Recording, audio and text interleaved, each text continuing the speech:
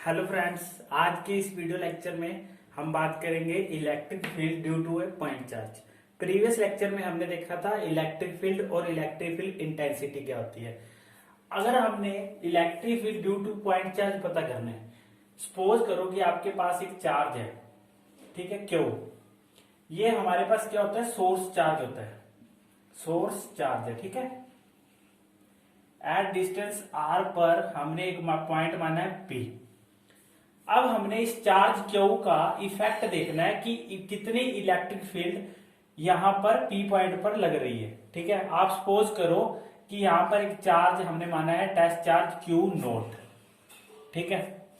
ये हमने test charge माना है क्यू नोट। जो क्यू नोट हमने टेस्ट चार्ज मानते हैं उसकी अपनी कोई इलेक्ट्रिक फील्ड नहीं होती। जो चार्ज होता है उसकी अपनी इलेक्ट्रिक फील्ड होगी, ठीक है। ये हमने प्रीवियस लेक्चर में पहले ही देखा था। अब देखो कि अगर ये क्यू नोट मैं इस क्यू के पास लेकर जाऊं तो इस पर क्या इफेक्ट होगा। सबसे पहली बात कि जो टेस्ट चार्ज होता है, ठीक है, यहां पर अब लिख लेते हैं टेस्ट चार्ज। क्यू नोट क्या है, टेस्ट चार्ज। जो टेस्ट चार्ज होता है ये होता है हमेशा पॉजिटिव, ठीक है। और दूसरा जो सोर्स चार्ज है ये भी है पॉजिटिव। अब आप देखो कि यहां पर एक पॉजिटिव है और यहां पर भी एक पॉजिटिव है।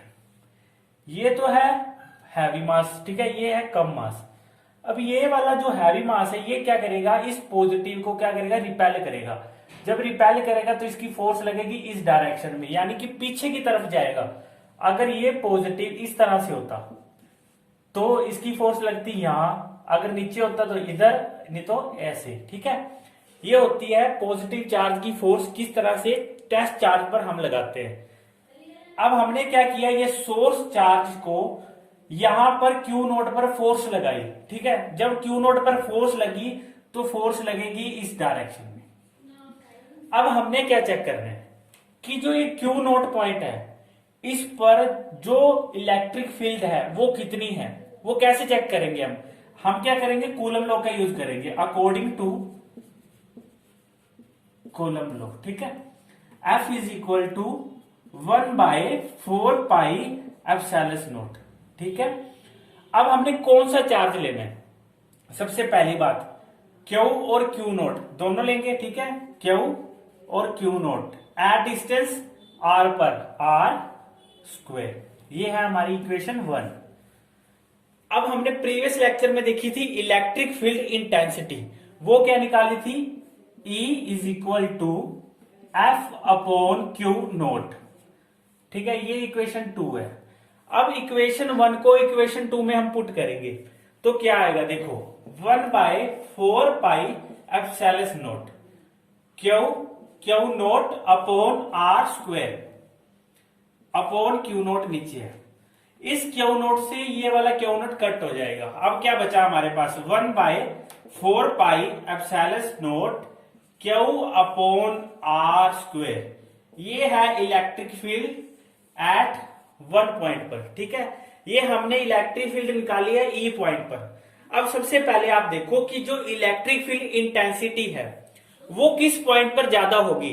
सपोज देखो यहां पर हमारे पास एक चार्ज था Q। ये जो चार्ज है ये कांस्टेंट हम मानेंगे, ठीक है। एक पॉइंट यहां पर है P, एक है यहां पर Q। अब इस पॉइंट Q से लेकर P पॉइंट तक का डिस्टेंस है 1 मीटर और Q का डिस्टेंस है यहां से लेकर 2 मीटर, ठीक है। अब हम देखेंगे कि P और Q किसकी जो इलेक्ट्रिक फील्ड इंटेंसिटी है ज्यादा होगी, P की ज्यादा होगी या Q की ज्यादा होगी। इसे चेक करने के लिए हम क्या करेंगे, कूलम लॉ का यूज करेंगे। कैसे, देखो F इज इक्वल टू क्या था, 1/4 एप्सिलॉन नोट, ठीक है। अब हमने क्या करना है, चार्ज जो ये चार्ज है हमने कांस्टेंट माना है।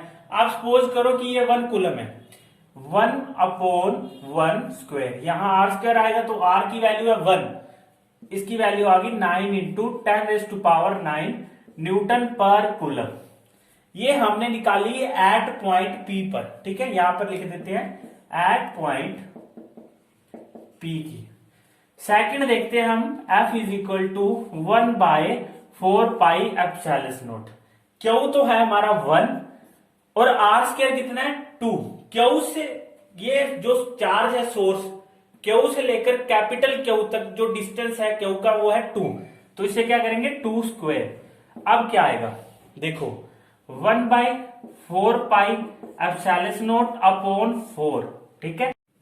अब देखो कि हमें इसकी वैल्यू पता है, 1/4 पाई एप्सिलॉन नॉट की वैल्यू होती है 9 × 10⁹ अपॉन 4, ठीक है। इसे काटेंगे तो क्या आएगा 2.25 × 10⁹ न्यूटन पर कूलम, ठीक है। अब हमें क्या पता चला कि जो सोर्स चार्ज है क्यू या कोई भी सोर्स चार्ज है उसके अराउंड, ठीक है, जो टेस्ट चार्ज जितना पास होगा उतनी ज्यादा इलेक्ट्रिक फील्ड होगी, ठीक है, और जितना दूर होगा उतनी कम इलेक्ट्रिक फील्ड होगी, ये हमें पता चल गया, ठीक है। ये हमने बात की थी इलेक्ट्रिक फील्ड इंटेंसिटी की। अब देखो कि हमने electric field due to point charge का ये फॉर्मूला निकाल दिया। अब इसमें क्या है कि E है जो ये प्रोपोर्शनल है Q के, यानी चार्ज की। कहने का मतलब क्या है कि जितना हैवी चार्ज होगा उतनी हाई इलेक्ट्रिसिटी होगी या फिर हाई इलेक्ट्रिक फील्ड होगी, ठीक है। दूसरा है E प्रोपोर्शनल टू 1/r²।